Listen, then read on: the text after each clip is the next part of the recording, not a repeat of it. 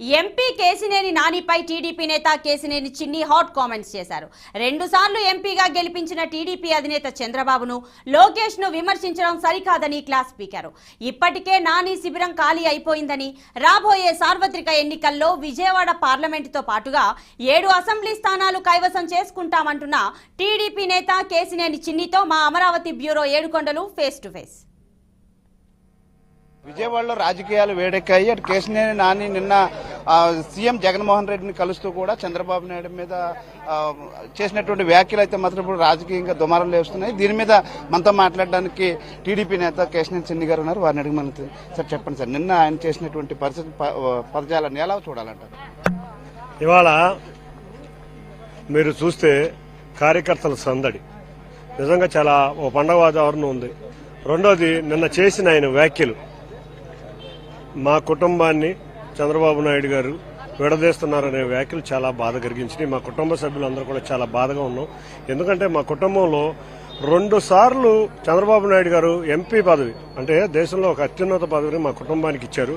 అంతేకాకుండా మేము కోరగానే శ్వేతని మాకు మేయర్ అభ్యర్థి కింద పెట్టించారు. ఇటువంటి పదవులన్నీ మా కుటుంబానికి చంద్రబాబు నాయుడు గారు ఇవ్వటం వల్లే మా కుటుంబం ఇవాళ ఈ స్థితిలో ఉంది.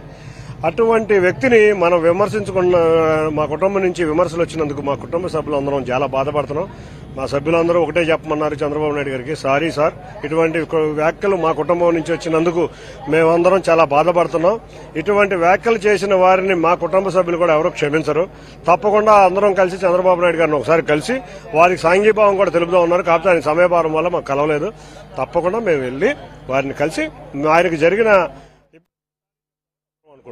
సార్, మీరు చెప్తున్నారు శ్వేతాన్ని మేయర్ గా ప్రకటించారు ఆయన అని చెప్పేసి, కానీ నిన్న ఆయన చెప్తే ఏదైతే బోండా ఉమ్మ గారు భార్యను పెడుతున్నారు, ఇది చాలా ప్రమాదం, అర్జెంట్ గా నువ్వు వెళ్ళని చెప్పేసి ఢిల్లీ నుంచి పంపించారంటున్నారు. దీన్ని ఎలా చూడాలి?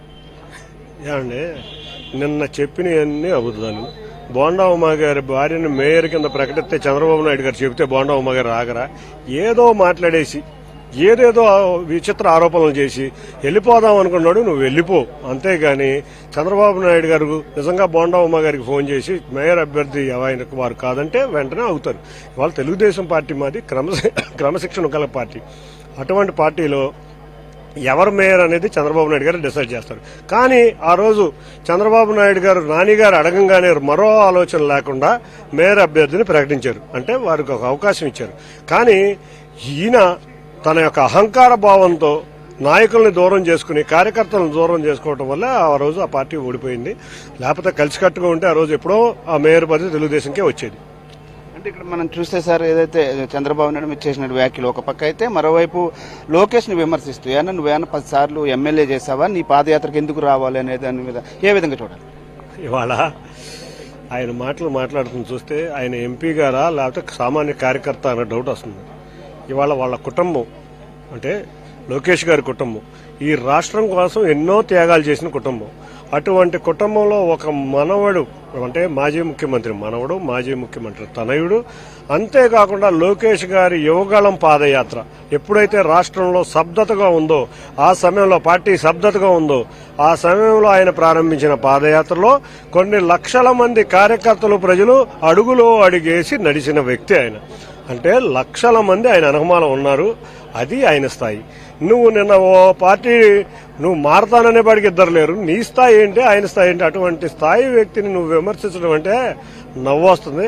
ఆయన ఎప్పుడు మన కుటుంబం, ఆ కుటుంబం దగ్గరలో కూడా వెళ్ళగలిగిన స్థాయిలో లేని కుటుంబం, అటువంటి కుటుంబాన్ని నువ్వు విమర్శించటం చాలా సిగ్గుచేటుగా నాని గారికి చెప్తున్నాను. అంతేకాకుండా వారు అందరికీ, ఎన్టీఆర్ జిల్లా ప్రజలందరికీ చాలా బాధాకరమైన విషయం ఒకటి చెప్పారు. అమరావతిని విమర్శించారు. అమరావతిని విమర్శించారంటే నువ్వు బ్లూ మీడియా దీంట్లో పడ్డావేమో.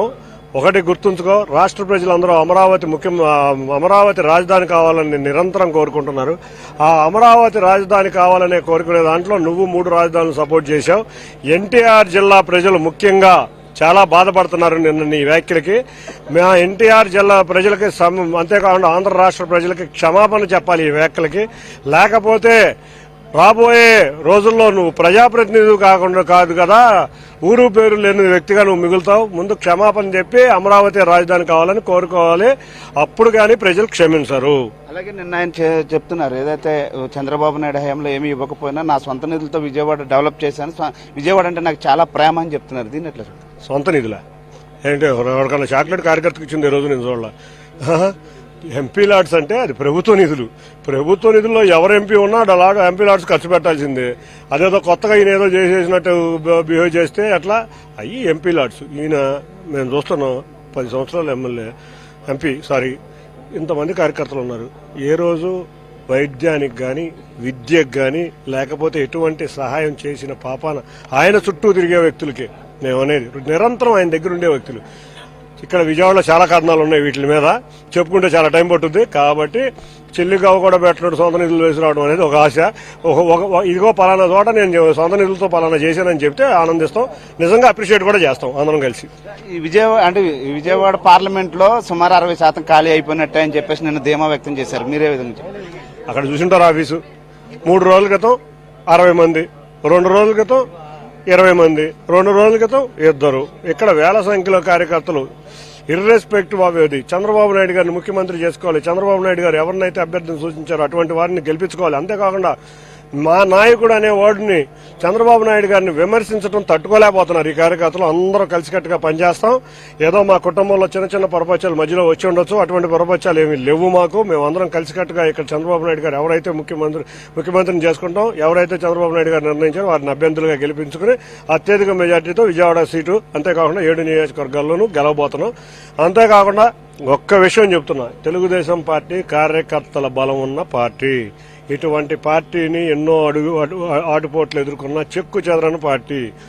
ఇవాళ ప్రజలు పోయినసారి కూడా 2019లో ఒక్క ఛాన్స్ అనే ప్రభుత్వానికి మోసపోయారే కానీ చంద్రబాబు నాయుడు గారు చేసిన అభివృద్ధిని ఎవ్వరూ కాదనలేరు. ఆయన అక్రమ అరెస్టు చూసిన తర్వాత 100 దేశాల్లో ప్రజలు స్పందించారు.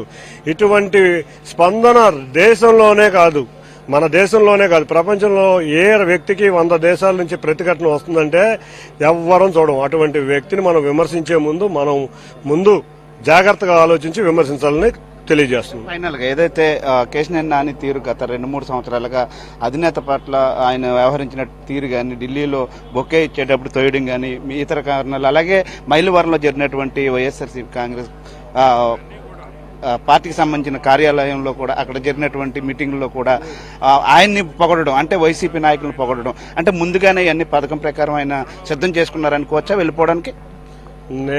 నాకు తెలియదు కానీ 2019 నుంచి ఇదే కార్యక్రమాల్లో జరుగుతున్నాయి. ప్రజలు చెప్పేది ఏంటంటే ఇటువంటి సిద్ధమై ఉన్నారని ఆయన అందరూ కార్యకర్తలు అనుమానిస్తున్నారు. మరి వాళ్ళ అనుమానం నిజమనిపిస్తుంది ఇప్పుడు ఈ ప్రోగ్రాంలన్నీ చూస్తే. కాబట్టి 2019 నుంచి అదే కార్యక్రమంలో ఉన్నారు కాబట్టి అదే జరుగుతుందని అనుకుంటున్నాను. Thank you. ఇది మొత్తం మీద చూస్తే ఏదైతే కేశినేని నాని ఎన్ని కుట్రలు చేసినా కూడా రాబోయేటువంటి ఎన్నికల్లో ఈ యొక్క పార్లమెంట్ తో పాటు 7 స్థానాలు కూడా మేమే కైవసం చేసుకోబోతున్నాము. ఇది ప్రజల పార్టీ, కార్యకర్తలను పుట్టించే పార్టీ అంటూ కూడా కేశినేని చిన్ని గారు అయితే చెప్తున్నటువంటి పరిస్థితి. కెమెరా పర్సన్ శ్రీనుతో ఏడుకొండలు, బీఆర్కే న్యూస్, విజయవాడ నుండి.